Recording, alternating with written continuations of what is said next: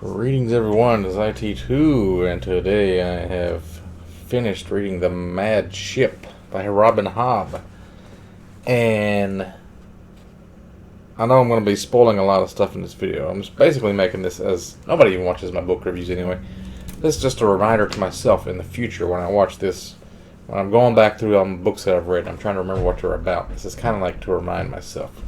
A lot of people don't like to watch book reviews where there's a lot of spoilers because, well, I mean, I usually don't watch a book review until after I've read the book anyway. But if you spoil it, then they can't read it because it kind of ruins it anyway. I don't know. This book, it was chock full of information. It was a chonker. It's 852 pages. It took me feels like 2 weeks to read. But it was enjoyable the whole time. I mean, I still don't like it as much as I like the Farseer trilogy because the relationship between Fitz and Night Eyes is so cool. But this one is also good in just a different way. Like, Robin Hobb is like a genius. The way she takes classic concepts like dragons and pirates and she adds all this new stuff you wouldn't even have thought of to it and makes this whole new universe. It's something else. A lot of books you have like maybe two POVs and chapters will alternate back and forth. The reason I thought this was kind of difficult to read while it was enjoyable at the same time is that within one chapter you might change POVs every other paragraph. And it doesn't really tell you right away like whose perspective you're looking at.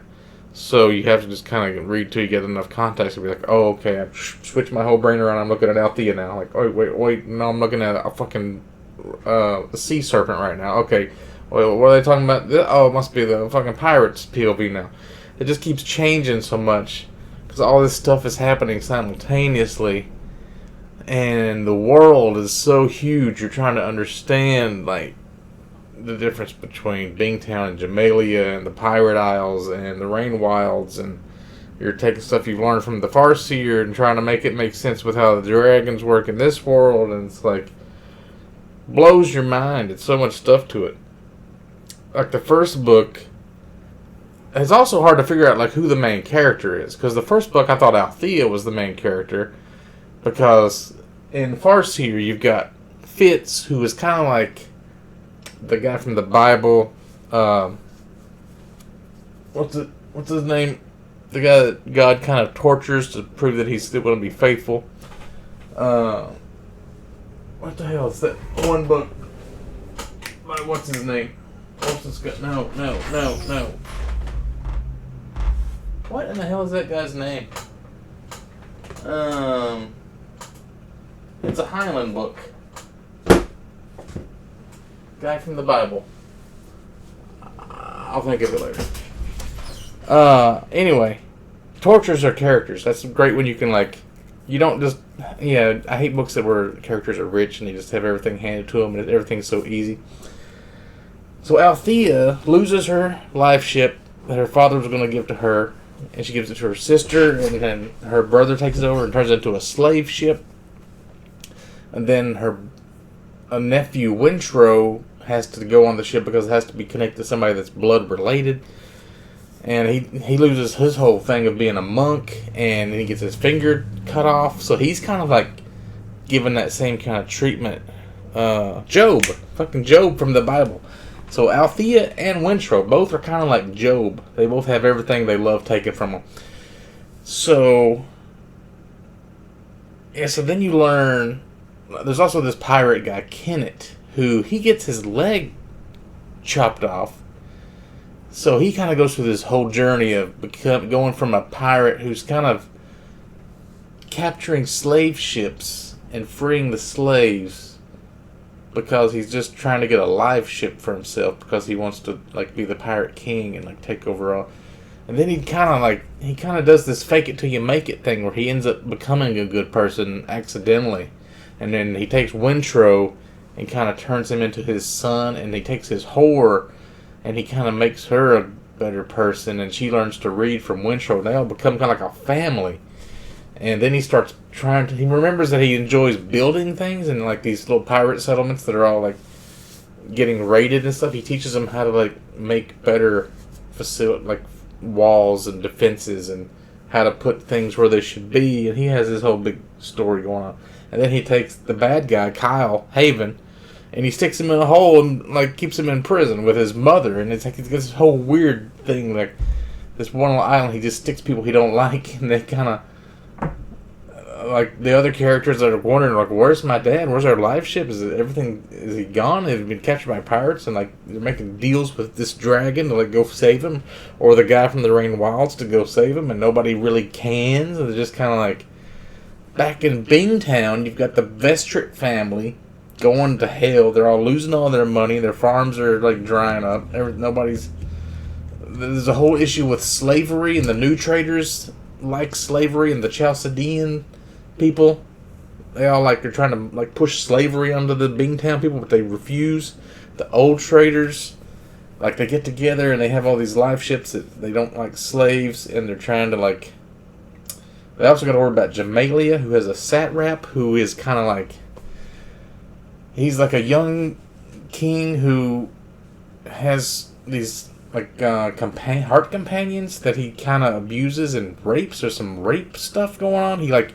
One of them, she's like a main character, sort of. She, how do I say? She's like, she gets the satrap to leave Jamalia and go to Bingtown. And on the way there, he tries to like get her to sleep with him, and she won't do it. So then he gives her to one of the pirates, and the pirate rapes her a bunch. It's really, really gross. But this guy, he's like just a real scumbag piece of shit. And anyway, Wintro also had to become a slave for a while. He's gone through some fucking hell. But, okay. So then, the Bingtown peoples, the Vestrits, they're all kind of like, Althea's gone. They don't know if she's dead or she's coming back. And she does come back for a while. And then so they're freaking out because she's like a sailor now. And she leaves again immediately. And like, she kind of starts, Althea gets her own kind of classic fantasy like crew together with Brashen and Amber and the Pariah, which is now Paragon, the live ship. They rebuild it and they get it going with a crew to go and try to get her live ship back and maybe rescue Kyle Haven, but nobody really cares about him. He's a piece of shit. So there's a whole thing with like, there's something going on with Amber. Amber is like this wood worker. She works with this the wizard wood. She carves beads, and she's like talking to Paragon, and she's acting like she knows some stuff. And they keep talking about this golden skin she has, and how she's kind of like different from everybody else and kind of foreign. Which they also kind of describe the elderlings the same way. So you think maybe she's an elderling, right? And the live ships, the lore with the live ships is coming around, but you're seeing how, like, the tangles of sea serpents, they sit in Jamalia in the south, and they sit underneath the docks. So this little Malkin's tangles, what's called. There's Malkin, there's Shriver, there's Sasuria, and then later they find a guy named Taylor who's like a minstrel, but a sea serpent.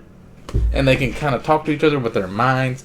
And they have this poison they can spit out of their mane. They can shake it out, and it kind of, they use it to stun fish, but later they realize, oh, you can use it to like wake people up. Because some of them have gone kind of feral and they've lost their memories, and they're just barely hanging on. They're like the last of the dragons. What you realize is these sea serpents, they're like dominating land, air, and sea, sort of. So like they start out in the sea. They're born on the other's island where the captain guy went, and he found these weird treasures and is supposed to predict his future. That's where they're born. And these serpents are looking for this one called the One Who Remembers. And the One Who Remembers was captured by the others on the other's island. I think they're like fish folk or something like that. Maybe half dragons or half fish or something like that. And they keep this one sea serpent that remembers being a dragon in this prison where she grows just to like fit the prison because she's trapped in this hole. So Malkin's Tangle, they call the water the plenty because the ocean has plenty of water, and they call the air the lack because it has a lack of water. And the life ships or they call them the Silvers, but there's also like slave ships that they call the Provider. So if you're seeing all these weird words, you don't know what they mean. That's what it means. They call the slave ships the Providers because slaves die so much they'll throw them off the ship and then they'll eat them. So it provides food for the serpents. It's crazy, right? There's so many slaves that they're throwing them off and they're feeding serpents. So once they start remembering, there's one part like they communicate with the live ship, not Paragon, but a different one, and they end up destroying it and eating it and stealing its memories. So then you realize, okay, here's what happens. The serpents, when they're born, they become sea serpents for a while, and the dragons are supposed to guide them up the river to the Rainwild River, which is kind of like a milky river or something. I think it's because like there's earthquakes and volcanoes kind of spit out lava, and it puts out this acid. It makes it really acidic, and the water eats away at normal wood. So if you don't have a wizard wood ship, you can't really go up there. It'll fall apart. So what the sea serpents get up the river, they're supposed to like get down in this mud, and the mud kind of cakes over them and it dries, and it turns into this wizard wood, and they have like a cocoon because they're kind of like butterflies becoming like from moths.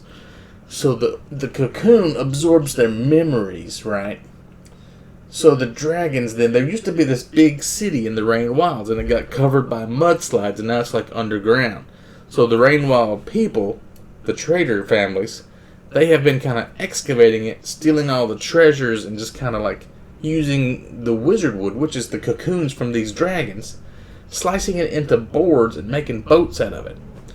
So the live ships, when they come to life, they're not really the dragons, because the dragons were like inside the cocoons and they just kind of let them, it's like a big secret to let the dragons just kind of die or whatever off and dispose of their corpses or whatever. One of the only families that knows this of all of the Rainwild families or something. So like, it's just so wild, it's so crazy. Like, look how much shit I'm talking about right now. Like the live ships, they're just like, they say something about blood is memory, and like the ship, the wood absorbs blood, and whatever blood it absorbs, it has those memories invested into it. So like after 3 live ship captains have died, like really they don't even really bleed onto the wood, they just kind of die on the deck. But their memories go into the wood somehow, and then the ship comes to life. It's called the quickening of the live ship. And then it has the memories of the 3 previous captains. And it can still connect to the bloodline of those captains. So that's why you gotta have like a family member on board or it'll go crazy. So, Paragon here has like this big star on his chest. I don't really know what that's about. Amber kind of was talking about removing it. And he's blind because something happened. Everybody thinks he's like rolled over and killed all of his people on his crew, like his family. But it kind of hints around that he didn't really do that.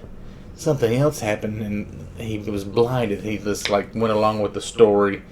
And then he kind of starts realizing he's a dragon later on. And he kind of wakes up to the fact that he's 2 selves. Like a live ship version, which is like a dead dragon. And then his previous self being a dragon. Or like the memories of... Yeah, he realizes he's a live ship, which is dead. And there used to be a dragon which was alive. So he's kind of like got 2 personalities now, sort of. It's so crazy. This book is so crazy. There's also the thing about the Farseer books where they say that there was a garden where the elderlings created this art of making sculptures of like dragons. And then it was like they were just temporary constructs or something like that. I forgot the word that they used. So at the end of the Farseer trilogy, when the dragons and like there were other animals that could fly or whatever they carved, they went and saved the 6 duchies from the Red Raiders or whatever. That was just like a temporary thing, so they're not like real dragons. So they must have like went back and became stone or something. I thought it was when they said the dragons had dominion over earth, air, and water, that was the earth part. Like they went from sea serpent to statues for a while, and then they became dragons and they flew around in the air. But I guess that was a different thing. I'm not really sure what the elderlings or the goldskin people. I'm assuming they are, and I don't know if they had powers or if they were just like regular humans that kind of like caretakers for the dragons back in a long time ago or whatever. It's fun to sit and think about them because I know like when I get to the Rain Wilds quadrilogy, you're probably going to figure all this stuff out because that's when it goes back to this version of the world. So the next trilogy is going to be back in the Six Duchies, I imagine. Maybe we'll learn about the Red Raiders and what their whole deal was with making zombies out of people. And then we'll go back to the Jamalia and the Beantown south, and we'll learn more about the dragons and the ships and all this kind of stuff. Wow! And I still got Ship of Destiny to read, too. So, wow. So you've got... Some of the parts of the book were kind of girly, a little slow, if you're not into, like, dresses.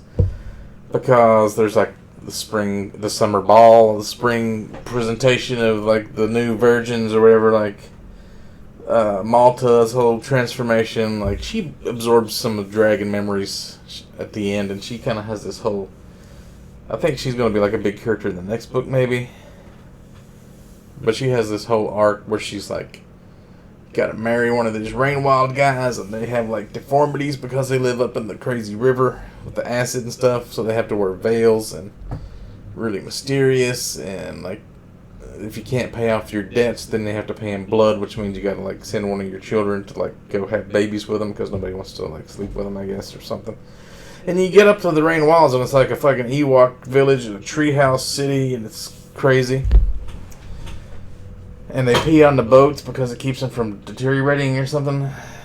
It's just wild. And her little brother leads her into the city, and she gets drowned in memories by the dragon Tintaglia, I think was her name.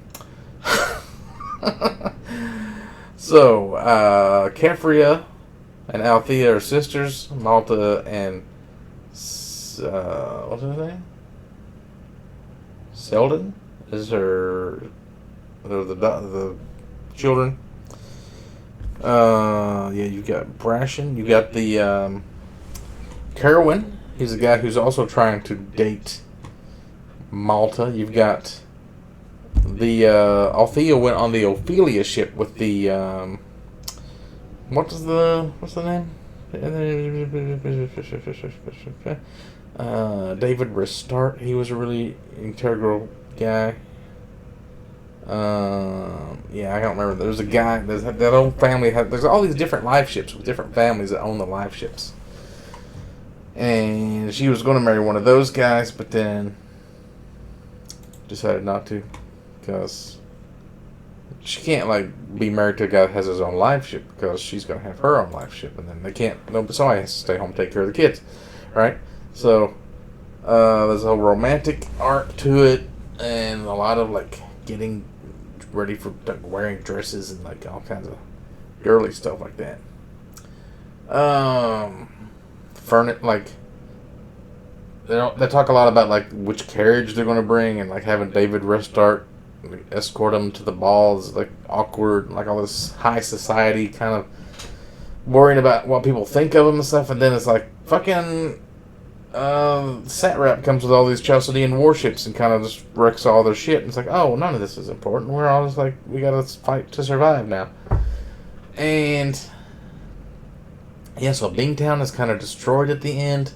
Jamalia is probably at war with each other because the nobles wanted the Satrap out of control so they could take over. And now that the Satrap is like up in the Rain Wilds, kind of being held prisoner, but not really. And then you've got the Kennett with his new pirate isles. He's like reforming and like rebuilding. And the dragons have come back. One of them has, and she's going to like save the rest of them, lead them up the river. That's how it all ends. It's like the one who remembers and Tintaglia, I guess, are going to meet, and they're going to save Malkin's Tangle, and they're going to make them into dragons. And then I don't know what the hell's going to happen. It's just the story just keeps getting bigger and juicier, and like just way too many characters to keep track of. It's not a bad thing. It's like white people problems. I don't know. I don't know if I can handle the third book. It's going to take me a while to get back to it with the cycle I'm on. But I'm looking forward. I mean, I'm going to have to read it on the ebook, too. That's going to be rough. I don't know. 4.5 stars, definitely. Because there is some parts that are kind of slow. And I don't really like it as much as Farseer. But, I mean, this 4.5 stars is still better than a lot of probably the 5 stars that I've given for like other authors. Because Ravenhobb's just a better author than a lot of people. I heard like the last 3 books are really bad though, but it looks like so sick. Fucking Fool's Assassin or something like that, right? Just sounds great.